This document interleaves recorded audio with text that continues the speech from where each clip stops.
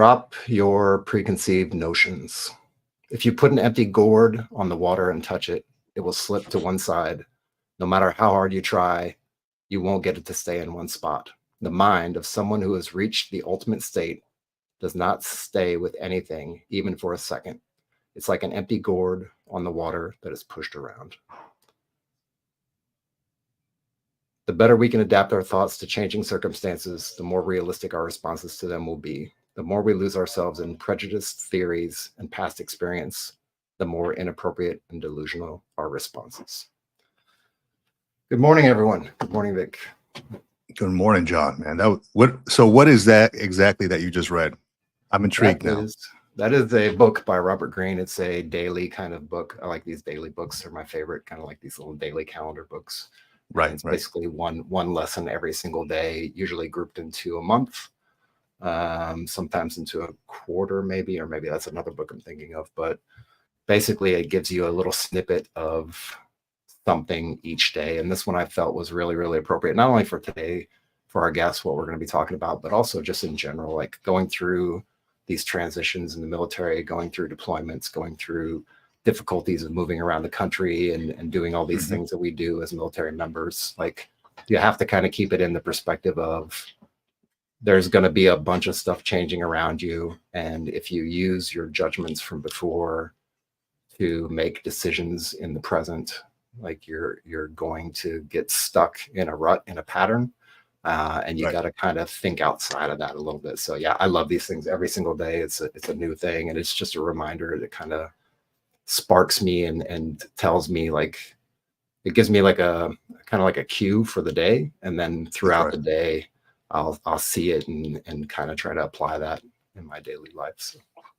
That's good. Is it the laws of human nature?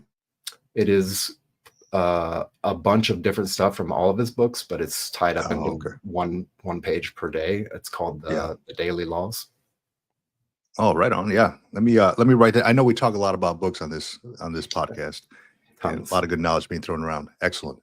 Yeah. So I was reading or listening to his book Power. Yep. Really good one. Yeah, really good one. Yeah, I know that book has been, from what I've heard, banned from like prisons. Right? Probably. Is that right? Have you heard of that? The 48 Laws of Power? Yeah, 48 Laws of Power, right. Yeah. So yeah, very, very good. A lot of good information in there. Recommended to anybody who's looking to get into Robert Greene. There you go. Daily Laws. That's the one I read. That one, The Daily Stoic. There's a book by Tolstoy that does like 366 days of meditation on life. And I just really enjoy those books alongside of reading other books. And of course, I've read a lot of his Robert Greene's books, Ryan Holiday's books, the big long books. And I really enjoyed that little snippet daily, because I know the days that I don't sit down and read it in the morning first thing, I'll get through the day, and I probably mentioned this before, but I'll get through the day, and at the end of the day, I'll be like, damn it, why didn't I just read that before I left the house? And that's the best time to do things, right? Right in the morning, you wake up, you knock things out, and you feel good for the rest of the day, whether it be the workout, whether it be reading, whatever, prep time for your meals for the rest of the day, because come the end of the day, you're not going to want to do any of that stuff. That's right. And then you jump on, you watch your Netflix or whatever it is, you start winding down for bed, and then you realize I got nothing of that done. Yeah, it's really similar to the battery situation we discuss once in a while, and last week and this week. Like, if you use the battery within the time allotted to use it, then you've got it. But if you run it, for like 30 minutes or an hour before, and then you get halfway through what you're doing, and then the battery kind of cuts off, like you got to swap batteries or whatever.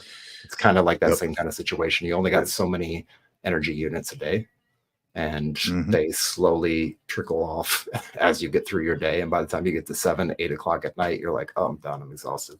Can't do anything. Yeah. So it's always good to keep backup batteries like I do. That's right. All the time. Speaking of backup batteries, backup plans and backup ideas, and figuring out ways to get things done, especially with retirement. I know we talk a lot about active duty retirement. Yourself and I both retired active duty. Yep. Many of you in the audience have retired from active duty or getting ready to retire from active duty soon, hopefully. And we don't really get to talk a lot about the reserve and the National Guard component, because that's a different kind of retirement, right? That's right. Basically, you do your time up till, I believe it's 59 years old. And then once you hit that date, then you can actually start drawing a retirement. And it's not monetarily, I don't think it's the same. But we'll definitely dive into that very, very shortly. Mm-hmm.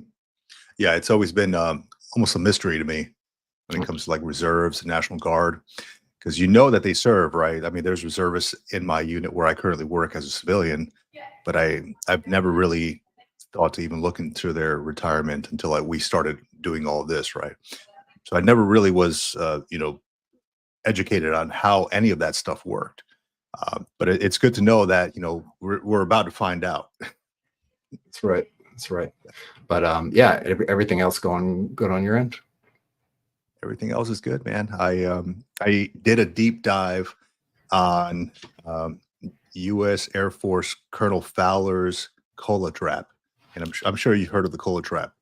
Yep. I did not hear this in time when I was trying to schedule my own retirement. Only after the fact, when everybody's like, "Hey, did you anticipate the COLA trap? What do you know about it, etc." I'm like, "What is the COLA trap?"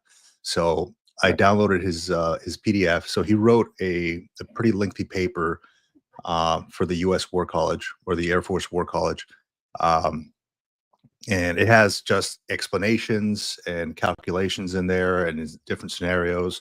And I took some time to read some of it at work during my downtime, and then some of it at home, and kind of came up with a Barney style way of explaining it, because it is a lot of information, right? And it can be confusing, because I don't math in public myself, so I'm not going to go through all the calculations and all that in front of everybody else. But it could potentially cost you thousands of dollars over the course of your entire retirement if you don't do it right.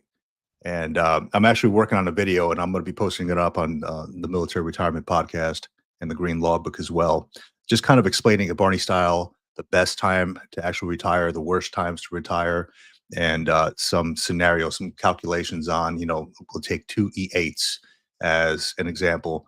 One of them retires this day, one of them retires this day. How much is one going to make over the other one over the course of the year, and up to 10 years? So I'm currently working on that, but it's very interesting. It all depends on when you retire, and yeah, you could potentially lose on some money out there. Yeah, I think I came across it after I retired, maybe after I dropped my paperwork already and set my date and everything, had everything signed. But yeah, I've dug through it a little bit and seen how it works. And there's certain times of the year, and I didn't really understand that at first. I was like, what are you talking about? Like, you get out, you get paid. What does it matter? But it all has to do with the fiscal years, right? And when they change the COLA and all that's like, so. That's right. That's right. So yeah, I'm looking forward to that. It's I'm nerding out on that stuff right now, so I can't wait. Yeah, aside from that, man, we did some community service out here on our side, and just helping to clean up like the homeless encampments and stuff like that this past week. So that was an eye-opening experience. How much these homeless folks kind of keep around.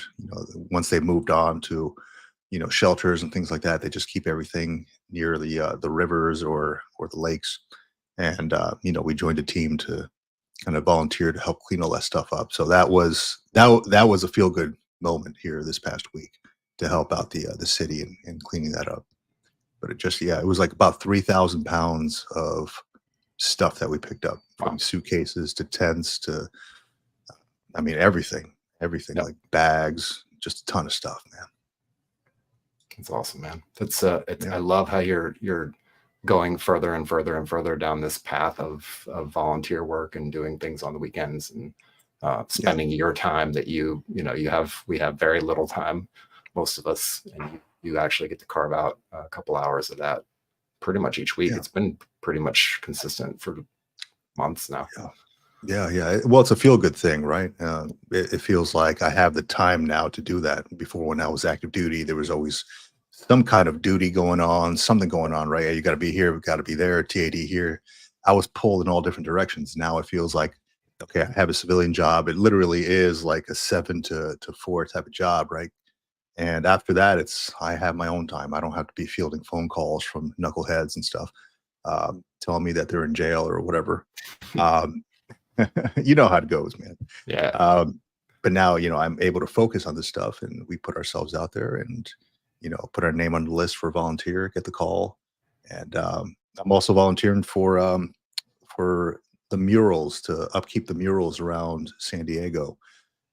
There's a whole like citywide team. So being that I've done a little bit of artwork, I submitted my stuff on there, telling them, hey, look, I can help you repaint some of these murals, because a lot of them get like tagged and graffitied and stuff like that, or they're just getting old and need to be repainted. So, I put my name out there. Hey, I'll put in a couple hours on a Saturday or whatever, or even take a day off of work, which I don't mind, and just help repaint the murals around the city. It's a feel good thing, really.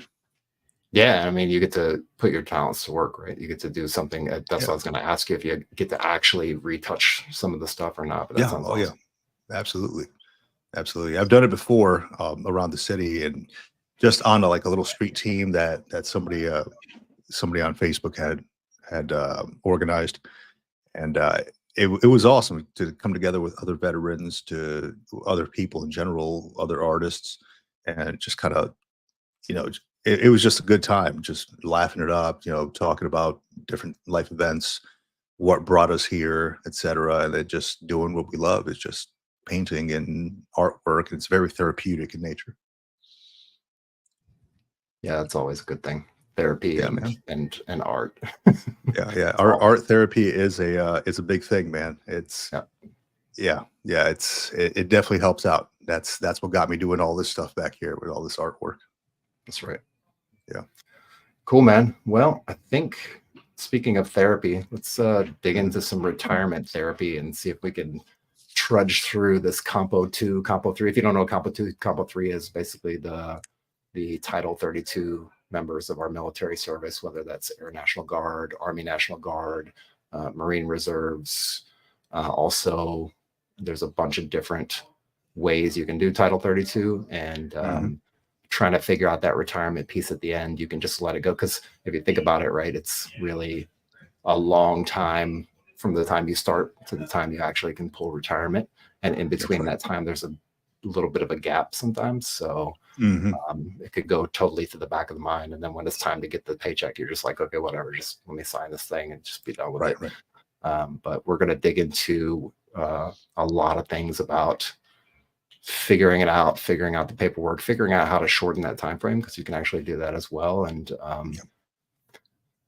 without further ado, we'll bring on Joe Michel, and he's going to explain to us the treacherous tasks that he's embarked on over months and months and months, talking to many folks across the National Guard and different various places across the United States. So we bring him on up. Yeah, let's do it. Hey, good morning. Can you hear me? Joe, good morning. Loud and clear. Loud and clear. Appreciate you having me on this morning. I am, as John indicated, CWO4 Joe Michel. I am a Delaware guardsman. Have been for these many years. John and I met at Warrant Officer School down at Gordon, now Eisenhower, I guess, in another lifetime, it feels like now. And so I became acquainted with this podcast because obviously, you look at this thing here.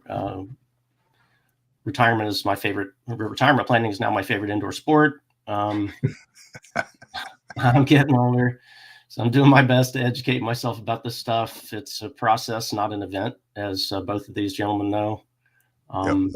You really have to just sort of get your head wrapped around it. So I'll just give a real quick overview of how, because I know y'all focus in general, you focus on active retirement and not so much for reserve retirement. That includes Marine Reserve, Navy Reserve, Army Reserve, the Title 10 side of the house, and then Army Guard, Title 32. That's right.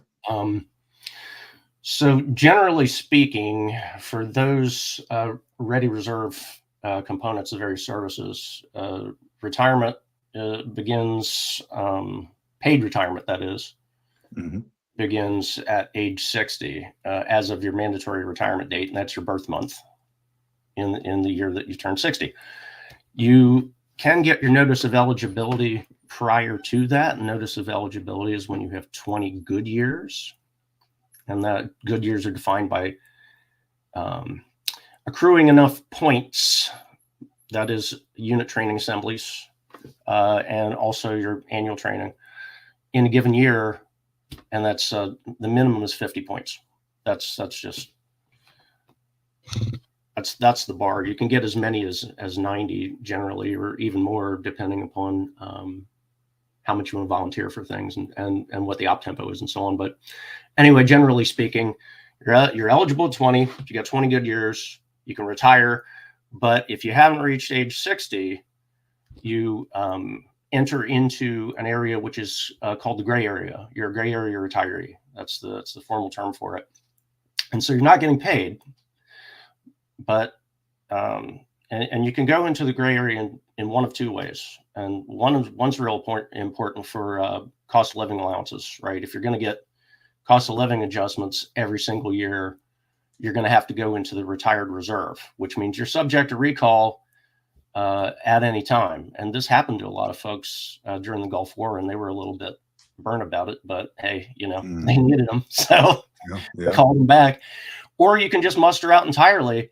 You can do that, and then you're not subject to recall, but you're going to miss out on those COLAs. So it's real important to make that decision wisely when you do decide to retire. But so I just gave you, I said all that to tell you, drop the following wisdom nugget, right? So there's the gray area retirees, and then with all the deployments that have been occurring during GWOT, right? And we're Compo 2 and 3 Army and Marine Reserve, Navy Reserve, we're all deploying right alongside our active duty brothers and sisters, right? And so Congress finally extracted their head from their fifth point contact and decided to do something about that. And in 2008, they enacted some legislation in the National Defense Authorization Act that reduces that retirement age eligibility for pay. So basically, if you've served, and we can drill down into the various paragraphs of Title 10 United States Code to which this applies, but if you've served in the right character and type of service on active duty, mobilization is certainly one of them, and then there's active duty operational support for the active component. That's another character service that qualifies. You can reduce your retirement age by year per year, all the way down to age 50, depending upon how many years or how many deployments you actually have. And so the way that this is done is, if you don't have full years, and this is a lot of times this is the case, especially with the Air Guard folks, they do it on a 90-day basis. So they count these things in quarters, and they call them periods.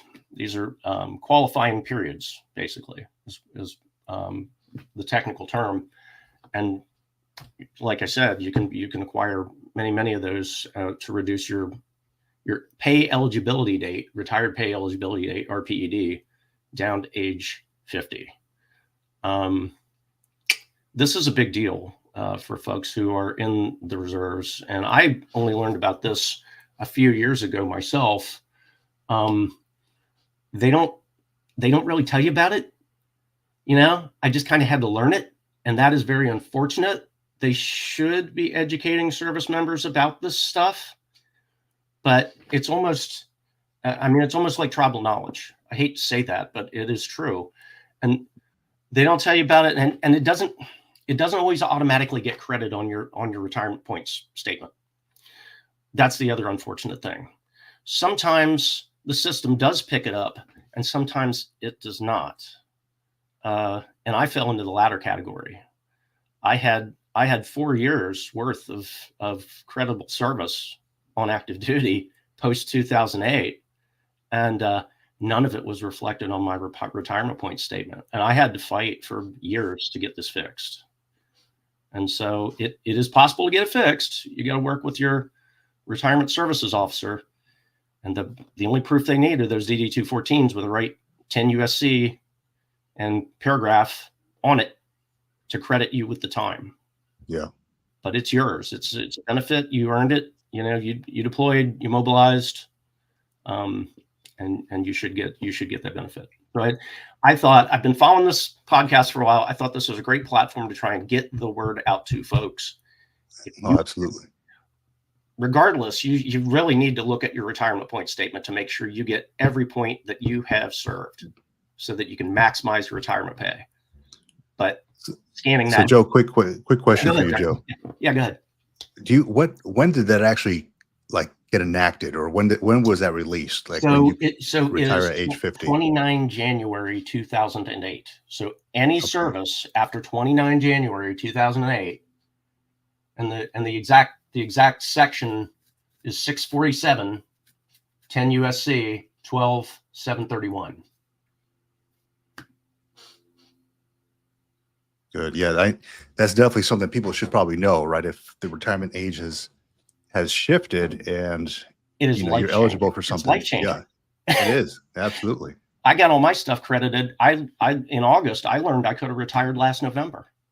Wow. Yeah.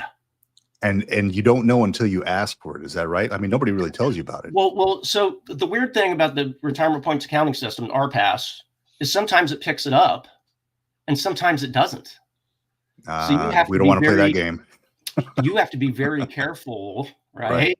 Right. That you get credited for everything that you've earned. And sometimes it doesn't show up. Yeah. So, I mean, you yourself have to be the owner of your own audits, of your own records. This is true regardless of what. Yeah. Active reserve doesn't make any difference. You have to manage your own career. If you don't do that, you're failing. Right? Nobody else is going to do it for you. That's right. That is absolutely right.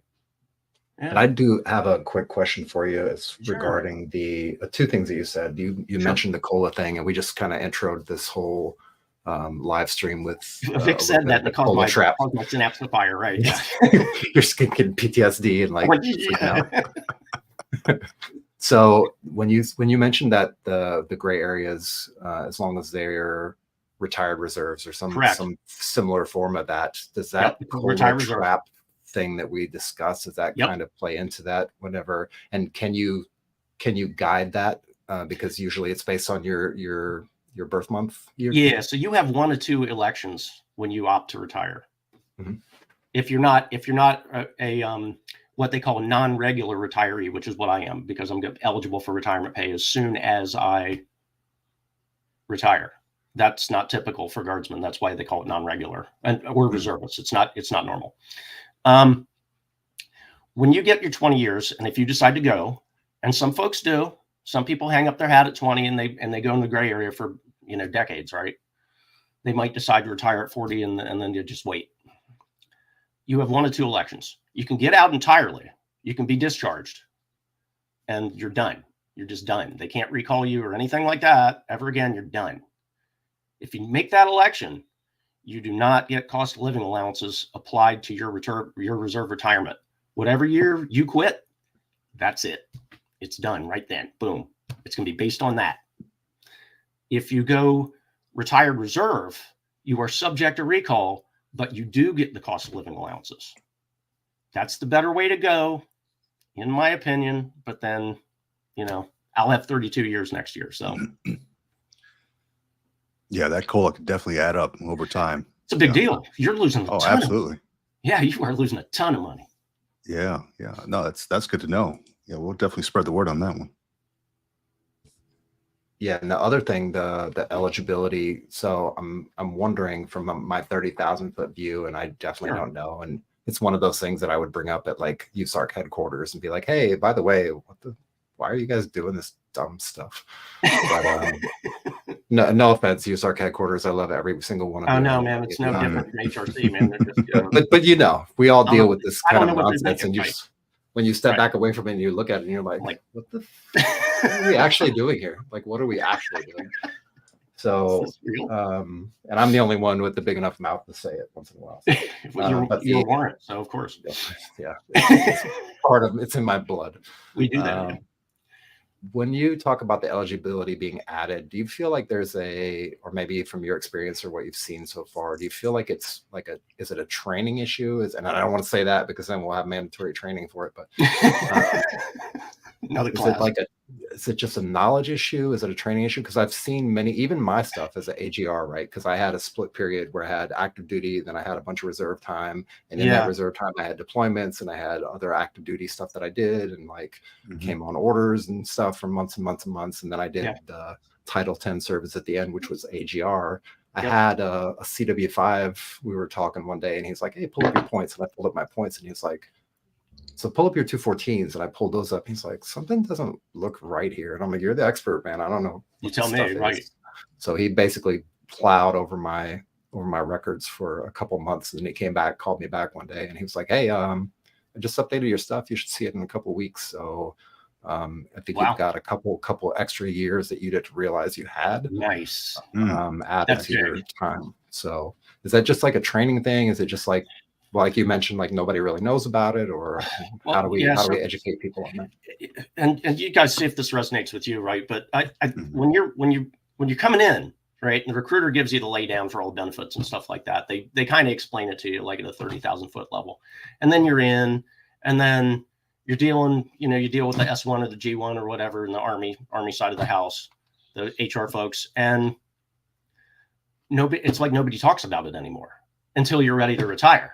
Right? It's like Fight Club. The number one rule to retirement is you don't talk about retirement. That's wrong. I think that is totally screwed up. You're trying to go learn about retirement a few months before you're going to get out, or maybe a year, maybe. Wrong. Yeah. So again, to your point, I don't want to trigger a whole bunch of mandatory training or anything like that. But I think that folks in personnel sections need to start having a conversation with folks about their benefits. I mean, we saw it a little bit when they came up with this blended retirement system a few years back, right? Yep. And they're trying to educate people, but that was kind of like a bait and switch. But they did send you to training, and they did show you the pros and cons. And then you had the stupid thing on MyPay where they had the button right up top to opt in, and people kept clicking it by accident. And then all of a sudden, you got people signed up for BRS that had no business being in it. And then they had to back everything out. Oh, it was a nightmare. So, yeah, I just think it's a failure of the HR community writ large in not educating folks about their benefits. And this one, I mean, this thing's like a stealth bomber here. I didn't know about this one until I started doing active duty service, ADOS AC at DISA. That's when I found out about it. I was like, oh, really? Because I had other colleagues who were doing the same kind of service there, and they turned me onto it.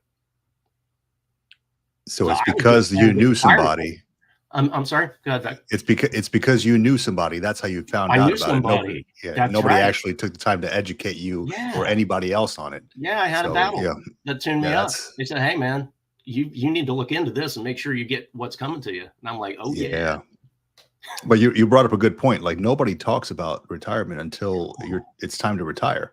Right. And I went around actually asking myself, like, so a lot of these, they don't get educated on it. A lot of these sections, like in the Marine Corps, we don't have a human resources office directly, attached to battalions or anything like that. Oh, no. Yeah. Because you guys are small. Right. Yeah. Yeah. So we have to go and seek that out at a higher command, right? Right. If we have any questions, but you don't think about it until it's time to do it, because there's no like roadmap there. Like, hey, you should be thinking about this. It's really on the service member. Bingo. Yeah. Yeah. Spot on. I mean, at a bare minimum, I would think it would be just like kind of like an additional duty. Like, we do like funeral services as an additional duty, and it's tagged, and you get tagged for it for a year or whatever. If you have to be a sponsor, the sponsorship program is kind of like an additional duty. But yeah, there's not one person like dedicated to sitting down and not only executing on, processing retirement paperwork, but somebody sitting down and dedicated for a year as an additional duty to their job scope of just being the SME, the expert on retirement, at least for that period of time that they're serving in that capacity, right? That's a starting point, right? You don't have to necessarily be like, okay, we're gonna create an MOS and it's only going to be for blah, blah, blah. Like you don't even have to and I get it, right? So when you're a kid and you're shy of 10 years, you don't even know if you're staying in or anything like that, right? You do the make or break decision, and I made it, and I was out for 8 years, and then 9/11 happened. I got a bump on the head, and I went back in. But you're below that 10-year mark where you're like, am I going to be a lifer or not? You don't care really. But maybe after 10 years, you need to start having the conversation with these service members so they get smart about it. You got to really start looking at it some years out. Yeah, I recently had a conversation with somebody about this, like how the military doesn't really do a good job of transitioning you out into civilian life, right? Whether you're active duty, reservist. Yeah, and it's because, in my opinion, the military is there to create war fighters, people to fight battles and things like that. They're not there to create civilians. Right. So it's really on the service member themselves. Like we give you these resources like this S1 or G1 or whoever it is, and these TRS or TAP classes. Do yourself a favor and research those on your own when you have time. Schedule that stuff. But until you do so, you're focused on the mission. Yeah. So I'm not sure if I talked to you about John, or I don't know who I talked to about it. A way to kind of help out would be, hey, look, maybe the last year while you're on active duty, you start putting on civilian clothing. You start people start calling you, Mr. So-and-so, instead of just to help you out with that transition. Sure. Out of the military, instead of just being, hey, Chief Warrant Officer so-and-so, or, sir, or et cetera, et cetera. They call you Mr. You come in with civilian clothing, kind of like to ease you into that transition. Like, okay, this is what civilian life would be like. Go do some time working with the CHRO office or the HRO office or different civilian offices out there to kind of get a feel for that.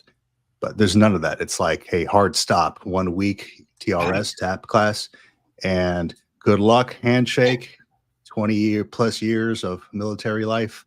Hopefully you can make it. I'll tell you a sad story, man, because you caused another synapse to fire, right? So I'm an old dog. Yeah. And the first time I got out, when I got off active duty, because that's where I started, they didn't have anything like that in the late 80s. Nothing, no TAP, nothing. You just got kicked to the curb. Here you go, you're done. Here's your last check. You got your last move, whatever. Go back to your home record and have a nice life. Period. There was nothing. It was like a paradigm shift without a clutch. It was just brutal. Right? Yeah. Now, I was lucky in that I already had signed up for the Guard, so I just transitioned to serve the rest of my time on my service obligation into the Guard. But otherwise, I'd had nothing at all. Terrible. Yeah, that's a hard stop, man. You really have to know how to shift that, because it's a lot of stuff that goes into it. There's career transition. There's how to write your resume. There's how to speak. Yeah. How to, you can't. And I just, again, I had another conversation with somebody. You can't just go into an interview and say, hey, look, and start knife handing around and saying, hey, look, I can get the job done because leadership traits and this and that. Just start spewing leadership stuff that they teach at these academies, right? You have to actually know how to sell yourself in a civilian way. And a lot of folks don't have those abilities yet until they actually go through these TRS classes and get that little bit of it. Yeah. And I think DoD TAP is a step in the right direction, but it is. They could do more. They could do more. It's so much better than it used to be, but they could do more. And I went through TAP a couple 3 times leaving DISA. So yeah, I know what the program's like. I didn't have to do the Department of Labor portion, fortunately, because I already had a job that I was going back to, but still, yeah, they could do more. They could do more. Just for those folks listening, like, just so we can get an understanding of it, if you are active duty and you're watching this and kind of scratching your head, like, what the hell are they talking about? Can you like run down like how that works every time you come off of a set of active duty orders that are over 30 days? Like, you kind of have to go through TAP almost every single time, right? Oh yeah, sure. You do, actually. So my 3 rotations at DISA were all a year apiece. I had a mobilization sandwiched in there, but anyway, you come back off of it, and so USERA, which is Uniformed Services Employee Rights, and can't remember what the rest of the acronym is. I'll have to look that up. USERRA protects you as a member of the Guard and Reserve who is going on active duty. You can be on active duty for up to 5 years and still retain your position in your old company. They have to provide you with something similar, right? A similar position, same pay, benefits, so on and so forth. This is required by law. And so your obligation as an employee is to notify your employer within, I want to say it's 90 days. I'll say it's 90 days that you are coming back to work. And so then they transition you. And then part of that process is you have to register for and complete the DoD TAP, right? You got to get through that program. You got to get your certificate. If you don't get your certificate, you can't get, there we go, perfect. Right, Employment and Reemployment Rights Act. There we go, perfect. If you don't get that certificate, you don't get your DD 214. So you got to do DOT TAP. You have no choice. But that being said, I think it's a pretty good program. It's a lot better than the no parachute policy that they used to have back in the day. Pre 9/11, they just chuck you to the curb. Here you go, have a nice life. Yeah. But again, they can do better. But that's what it looks like, right? So then you just gradually transition your way back into civilian life. And if you're good at it, if you're practiced at it, it's not so terribly hard to do. There is somewhat of an adjustment phase, I think. But if you're used to doing it, and I was used to doing it for a minute, it's not too terribly hard. You just have to know all the processes that are associated with that. Now, I guess in some ways it might have been simpler for me because I'm a DA civilian. So because I'm going from active duty to a federal job, it's pretty easy transition. So Joe, quick question for you, because I'm really curious about this. I don't know too much about reservists or National Guardsmen. Sure. Let's talk health insurance, Tricare. Okay. Is that something that is available to reservists when they get out, when they decide to retire? I'm so glad that you brought that up. That is a hot topic there, right there. Yeah. So obviously, when you're doing these active duty stints, you're eligible for Tricare Prime Remote, whatever. We had Prime Remote. My wife loved it. But when you're retiring, okay, so you got a couple options. Say you're a gray area retiree, like I was talking about before.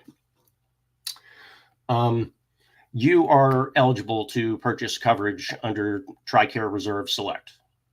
You can do that. Now, the rates are higher than they are for, when you're still serving as a drilling guardsman or reservist. But you're still eligible for it. So you can get Tricare Reserve Select.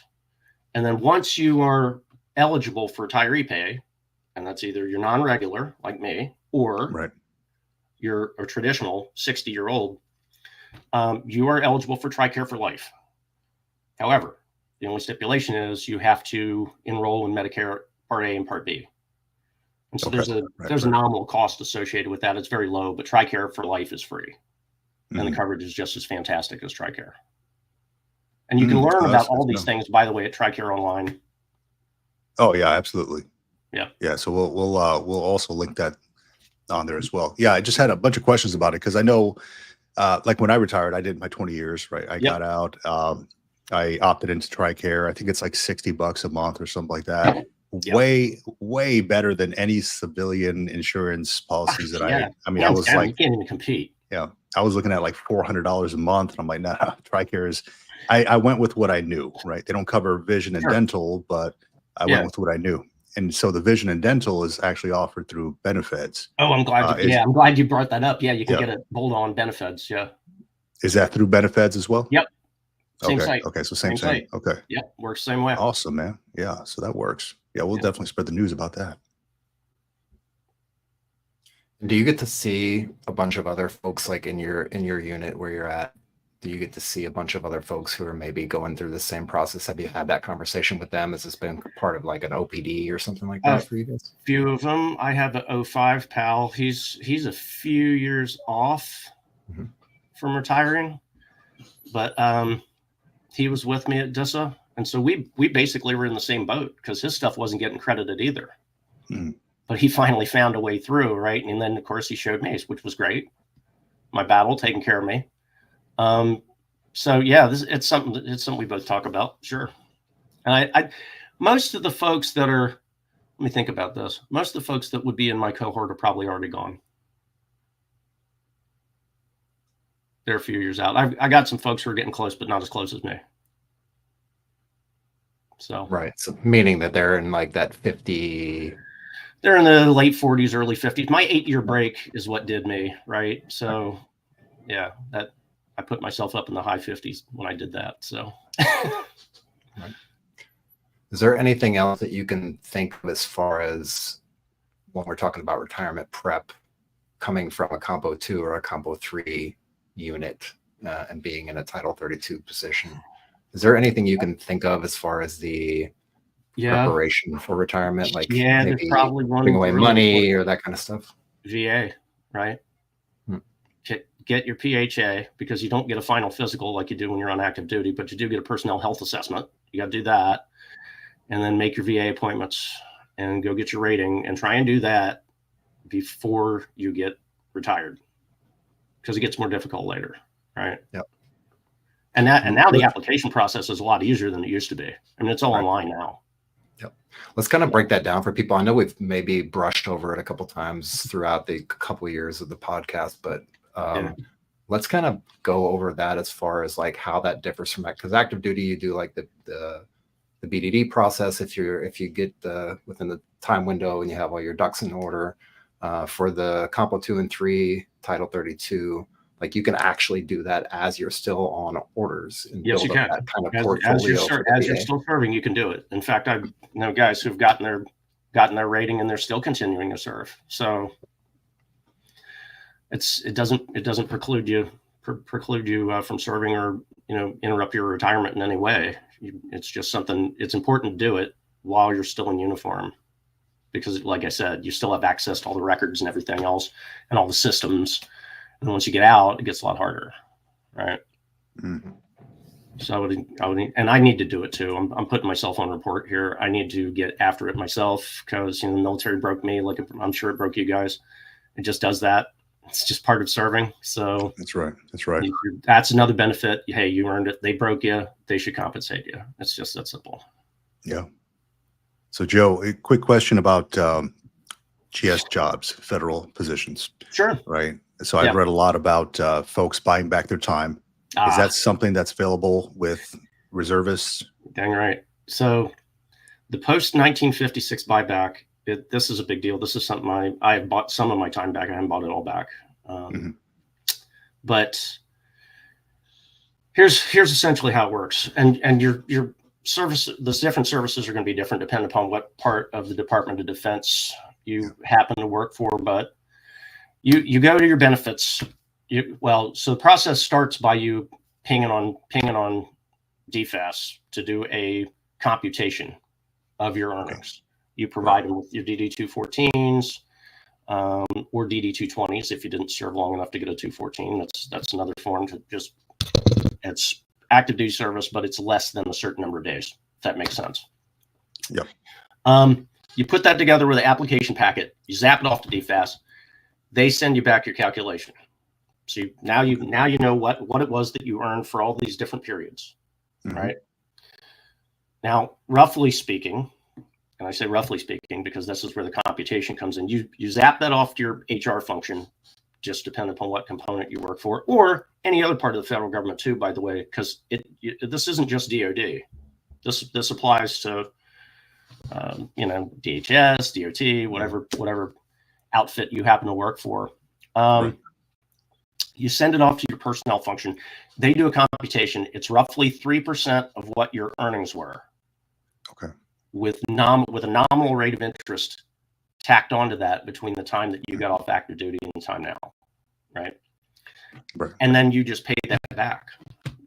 You can do it in a lump sum, depending upon how big it is, or you can have it come out of your check as an allotment or what have you. But then all of that time gets credited directly toward your civil service time, reduces your service comp date. do you find that there's a time, do you have to serve a certain amount of time for it to be worth it?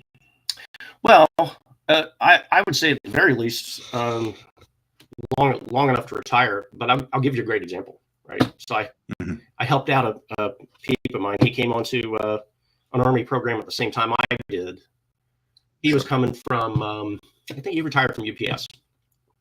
He's a financial dude, right? So he's a smart guy. And he was also Army Reserve. He retired from Army Reserve, got out as a gray area retiree at 05.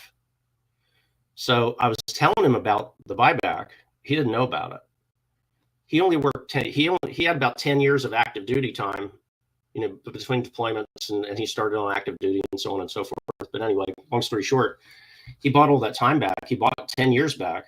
He only worked 10 years and then he retired with 20 years. Boom, just like that. It's a big deal. Yeah, that seems. And it's the way to go. When you think about it, right now, if you're a FERS retiree, every year is roughly 1.1% of your high three. That's your defined pension benefit, right? So let's say you retire at 30 years and you're a FERS guy, you're going to make roughly 33% of your high three, plus the TSP, but that's another thing, right? TSP is like a 401k, thrift savings plan. Yeah. But yeah, so you think about it, 1.1% a year of your high three. If you're in the high GS grades and you're buying that time back for 3% of how much you earned, let's say you're a specialist like I was when I got out on active duty, 3 years. I'm going to buy back 3 years of specialist time, 3% of that from the 80s, and I'm going to get 3.3% of my high three. Yeah, it's a no-brainer. It's absolutely no-brainer. Yeah. Can't be doing all this math in public, man. Yeah. And make my head swell. It's almost like, well, like I said, it's my favorite indoor sport, right? Retirement planning. But it should be. It almost seems like it's illegal or something, because you're counting it over here for your reserve retirement, but then you get to count it over here for your federal retirement. It's like you're double counting or something, but it's legal. Yeah, why not take advantage? Exploit it. Yeah, exploit it all day long. So I'm glad you brought that one up. I wasn't actually looking to get into that one, but yeah, post 56. No, absolutely. Yeah, that's a big deal. So what can you tell us about the survivor benefit plan? So a lot of folks opt into that after they get out, right? Does that work the same way for reservists? Well, it's a little different. Okay. All right. So when you receive your notice of eligibility, that's your 20-year letter, right? Your golden ticket, if you will. Within 60 days of receiving that notice of eligibility, you have to opt in or opt out of the survivor benefit plan. Now, if you opt out, your wife has got to sign paperwork approving that election. But I'm going to tell you, for what it costs, if you love your wife or your loved ones, you need to enroll in it. It is for the cost. It's like very cheap. Yeah, it is really very cheap. But you have to do it shortly after you get your 20-year letter. That's how it works for reservists. Yeah. That's right. I think when I got out, you were automatically opted in. You have to sign out of that. Really? Deselect that. Isn't that interesting? So we have to fill out paperwork and put it in. We don't have a choice. It's not it's not an automatic opt-in. Yeah. So when I go into my DFAST account, my MyPay, I see it on there, and I have to physically send in a letter or sign some paperwork saying I want to opt out of this. Yep. And it's not that much, right? But I mean, it gives the person a monthly amount for the rest of their life or something. Oh yeah, it's like peace of mind or something, Yeah. Why not? Yeah, I just wasn't sure if it worked the same way, if there was a different process for reservists. So that's the only wrinkle. I want to say it's the exact same form, but you have to fill it out shortly or right around your 20-year notice eligibility date. Yeah. In fact, it's funny you mentioned that. I recently pulled mine up just to confirm that it was all filled out correctly. You got to double check, man. That's, you got to dot. Nobody else is going to do it for you. Man. Yeah. just going through my I Love Me books and my online personnel system and just making sure everything's dress right dress. That's it, man. Like nobody else is going to do it for you. I've recently seen like posts on Facebook saying, "Hey, my DD-214 is wrong. My awards are wrong. You know, how do I get this fixed?" Well, why didn't you look at it when you were processing out? Because people are so excited to receive that DD-214 and run out and you just ran out in the street. Yeah, yeah, exactly. I was like, hey, now you're retired, moved away, and you got to find some kind of processing center to fix your DD-214 on the back end. Yeah. Now it's real hard. So better to do the research up front. Absolutely. Yeah. Don't wait for your retirement seminar. Start working as soon as you know. Absolutely. Well, you got to rush outside. I mean, they got that ticker tape parade going on. They do. Hey, you got to post it on Facebook, man. You got to put it on social media. You know, is that a thing? I think that's part of the checheckout process, right? My story. Do people do that? Is that a thing? They put the DD2? Absolutely. DD-214, and then there's a whole retirement Facebook group. Yeah, there's a whole Facebook group. It's like a veteran group, and all you see is their VA disability rating. Oh, I got this rating. I got this rating, and just people put it out there. Wow. Why? That's not something to tell everybody, right? That's not a public thing. Just keep it to yourself, man. Nobody needs to know. Man, and hundreds of comments. Congratulations. It's a special kind of stupid, I guess. I don't know. It's yeah. There is. So any other kind of advice that you may have? I know we've covered a bunch of stuff, but I think that's really like retirement stuff, because the gray area thing has always fascinated me. I thought I was going to fall into that category until I got pulled on AGR, but that was a lot different animal. But I still got to deal with a ton of reservists every single day. Like every once a month, they all come into the drill hall, and we all assemble and have barbecues and play volleyball like we always. I'm just kidding. Sure. But any because there's a bunch of reservists out there, and there's a lot that kind of get stuck in that rut of hit the 10-year mark, hit the 15-year mark, even hit the 20-year mark, get their 20-year letter, and then kind of trying to figure out what they want to do. And as you mentioned, the gray area, you can actually build that COLA over time. And I'm curious to actually know what that equates to if you say you get out with a 20-year letter, and then you say you have another 20 or 30 years left before you actually hit the retirement mark, what that actually looks like. Everybody's math is going to be a little different, John. You know, and the COLAs are, as you know, it's not constant, it's not fixed, right? So it just depends upon whatever Congress decides to dispense on a given NDAA, right? But I guess, and I think Vic was talking about it up at the top of the podcast.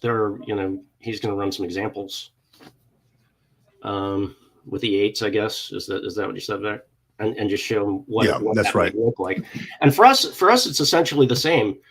The only thing that's kind of arcane about it is, how reserve retirement gets calculated. Now, I will say, I'll just give you a real high overview, and then make a public service announcement, and then just get off the stage there. But so it's the number of points that you manage to accrue over the course of your career, divided by 360 times a percentage, right? And then times your high 3 pay. If you're a high 3 retiree, like I am, for instance, right? So your high 3 grade, average your high 3 years, times 2.5%, times that fraction, your points divided by 360. That's what your retirement pay is going to look like. Now, there are other BRS got reduced to 2%. From 2.5, so that's a fairly hefty cut, but they did give them matching funds for the TSP, so that's not nothing. You can walk away with that, right? But so I mean, essentially that's how it works. But it in terms of your the high 3 number, if you opted out of getting COLAs every year, that's going to hurt a lot. It is. Yeah, prices are going up. Yeah, things are going up, getting more expensive. Because you want that number to be as big as you can possibly get it. Oh yeah. So I'm going to be doing the video anyway, but March seems to be the best time to retire, according to this. Yeah, according to this paper written by Colonel Fowler. September seems to be the worst time to retire. Oh no, it all goes on the previous fiscal year. It's based on the previous fiscal year. I got so, you. Yeah. So I mean, it's like a 30-page document. You know, again, I don't do math in public. I don't put myself out there like that. But yeah. I'm going to take I just took 2 E8s because that was kind of a round rank that I found that I thought of, and a 2 E8s at 20 years. Sure. Yeah, at 20 years, and see what they come up with. One retires in March, one retires in September. Yep. And just to make it easy, because I was reading it and my freaking eyes were going cross-eyed. Like, I don't know what I'm reading here, right? And then I had to get it broken down to me like Barney style. And I'm like, all right, well, let's say you're a 10-year-old kid and your parents give you an allowance, right? And then I'm just going to recite it like that on the video just to help out, because I know if I needed it, somebody else out there is going to need it too. Sure. Yeah. So I'm looking forward to that, man. It's kind of a tricky thing. People. Yeah, I'll be interested. I'll be interested to see that when it comes up. Yeah, absolutely. That did kind of trigger a question though, since we're doing a lot of math in public. Sure. So I know that the Army HRC Human Resources Command has retirement calculators. Now they pulled them down recently because they're tuning them up. They're going to be like new and improved. So coming to you, I need them now. When I need them, they're not online, right? They're supposed to be coming out this December. They're going to release this new version. I don't know if the other services have an equivalent resource that service members can use to compute their reserve retirement, because that formula, like I said, it's kind of arcane, right? But those calculators are handy dandy. I've been using them for years now. Allegedly, they're going to be better. Yeah, and hopefully they are. I mean, I've gone. There's a militarypay.defense.gov. I've used those calculators on there. There's a bunch of them like BRS and High 3. Yep. Yeah, they just need to be a little bit updated, I think. Yeah, I've used the one on Meetup. It's not quite as accurate as what the HRCs used to be. I don't know what HRC is doing to theirs now, but I guess we'll see in December. Merry Christmas. Yeah, we will see. So, hey, Joe, you ever thought about doing so I know you're on LinkedIn. You ever thought about doing like a boot camp or like a master class on this? Like, hey, look, here's what you need to know from beginning to end, soups and nuts on reservist retirement. I think it's like a mystery, right? We know what we do on active duty, but what about this? And I just did a quick search on Facebook here, and it was just so many questions on reservist retirement. And I'm wondering, maybe they need somebody who knows the reservist retirement system. Well, I wasn't thinking about it, but I am now. Yeah. Well, if you need an editor, I mean, even on LinkedIn. Because even on LinkedIn, right, there's so many people who are transitioning. LinkedIn gives you that last year free for transitioning service members. So they're all on there, and I'm sure a ton of them have questions. I mean, just doing a quick post search on Facebook led me to, I don't know how many pages. I mean, the little scroll button just keeps getting smaller as I go down, because it's never ending. Kind of like what I said up at the top of the podcast, right? A lot of this stuff seems to be like tribal knowledge. It's not getting out. That's right. And that's frustrating to me, tremendously frustrating. So when I learned this, I certainly wanted to share the wealth. And so I happened across y'all's podcast, and it just seemed like a really good platform to try and get the word out. But you give me some food for thought. Yeah, absolutely. Yeah, and if you need help with that, or you want to put together a webinar or something like that, and actually like sit down and compose your thoughts and methodically go through it, I'd have to write a script out rather than doing this stream of consciousness thing that I'm kind of doing right now. But this is a good starting point, though. Oh, thanks. Get it all out of your brain. Yeah, put it on paper, put it on a PowerPoint, some kind of webinar. We'll throw it up on our website and throw it up on the military retirement group. All over the place. People just need to know. They really do. We'll get the information out there. Awesome. And then we have to release version 2 of the book, because we have to include that. Yeah. Hey, speaking of version 2, if I could, I just got a message not too long ago from a gentleman who mentioned, hey, fantastic book. He was one of the first persons that we sent it out to. He read it all. Fantastic read. He's got some comments there. I told him to send it to us to our email, and we'll possibly shoot out a version 2 at some point in the near future with some updates, because as we know, things get updated, upgraded every year when it comes to military retirement and the whole processes. So we're getting some good feedback on that, fortunately. Awesome. Fortunately. Yeah.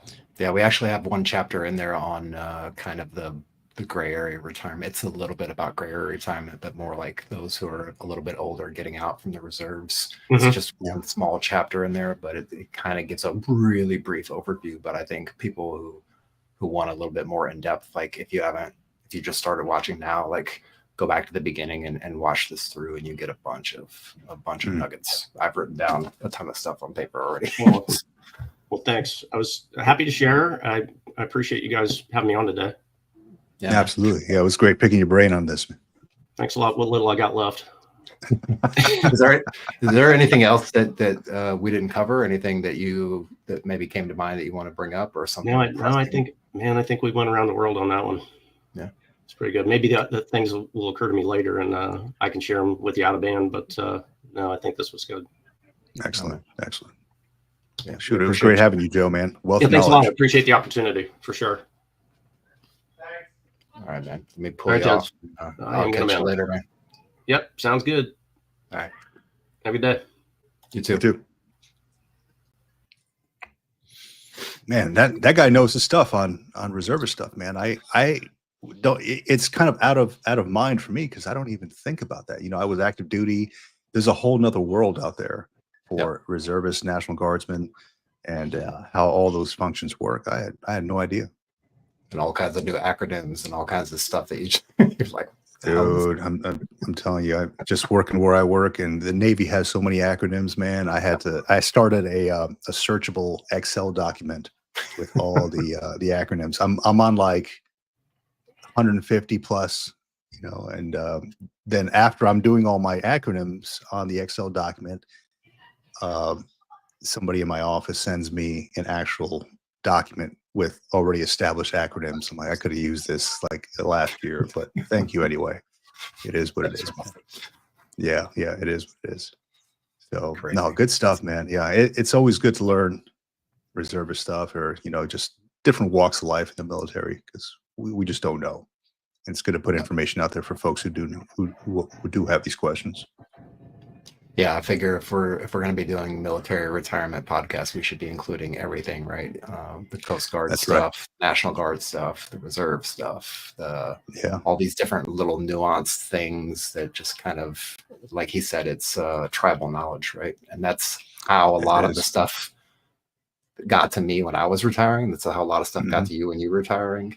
And how do we then take that tribal knowledge and pass it out and make it institutional knowledge? And this is the way this is why I'm here in the first place. So and it's rough too, because if you don't know to ask about these things, nobody's going to really tell you, unless they really want to share the information, or you find the right person like Joe.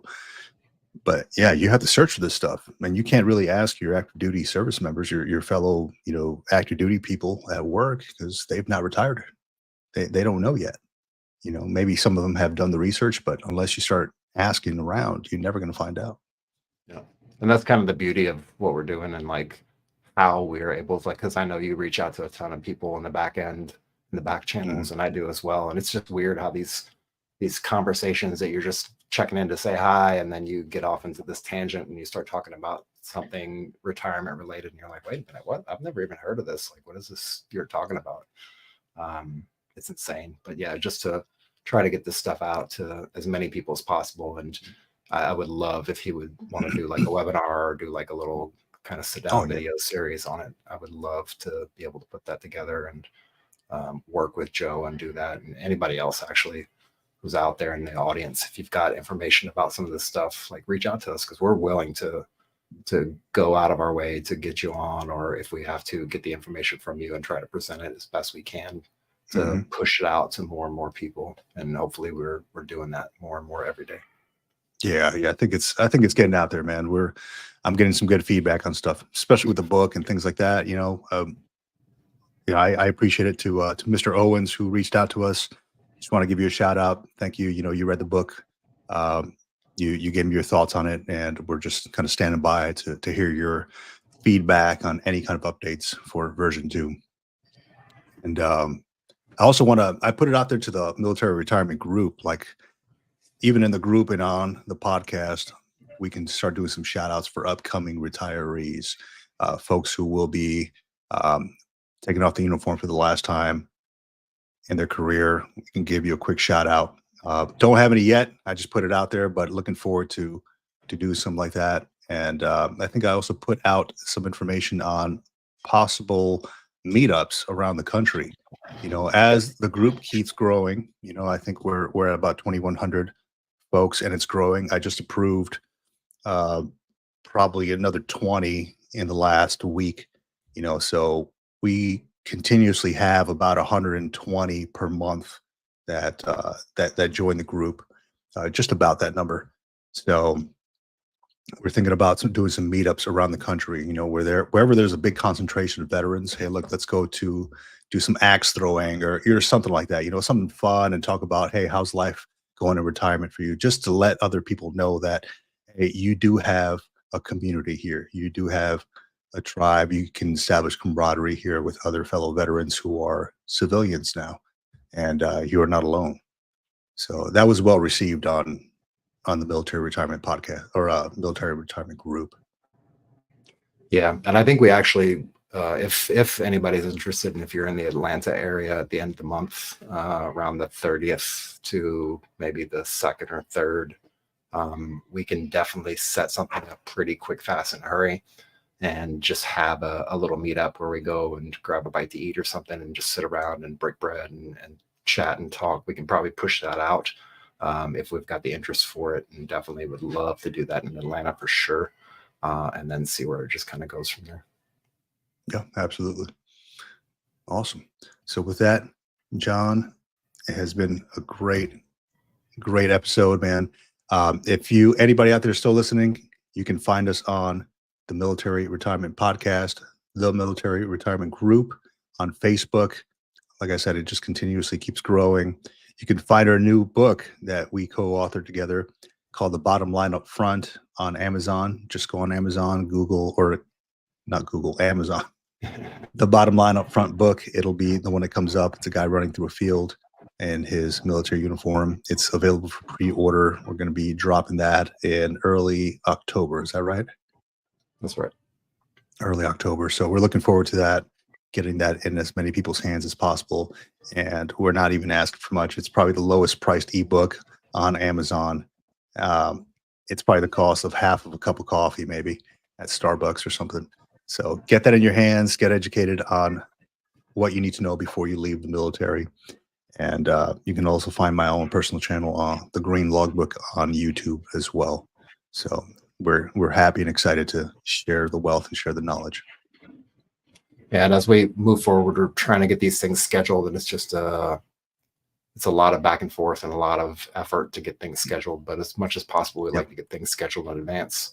I'll just let everybody know that Miss Lori Sutton, her interview that we did should be going out this week. So it should be live on the podcast on all the channels by the end of the week, this week. And then Excellent. We also have next week scheduled anyway, but we'll see if we hit any hiccups along the way. We will have Mr.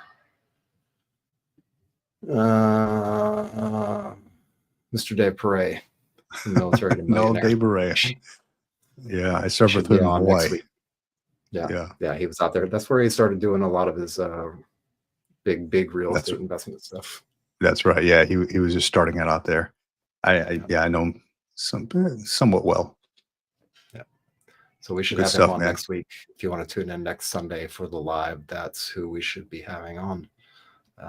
Yeah, other than that, man, thank you very much again for just being my host, being my battle buddy in all this. I really appreciate it. It absolutely keeps the load balanced for me, especially when I'm traveling around and doing crazy stuff. So I appreciate you, man. Likewise. And thank you, everybody out there listening to us, letting us be on your speakers and in your ear, just talking military retirement stuff. I think it does well. It does good to share the wealth with everybody out there. So each one teach one. That's right. All right. That's all I got until next week. Sounds good. Out here. All right, man. Out here.